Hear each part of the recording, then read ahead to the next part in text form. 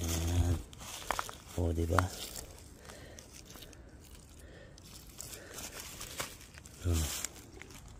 So, yan, oh. Mga sitaw, oh. Kaso meron namumutol ng dahon.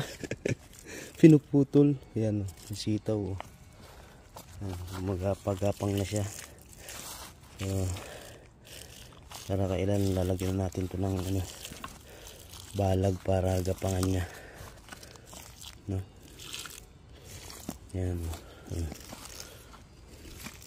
dilig-dilig lang, sana all nadidiligan.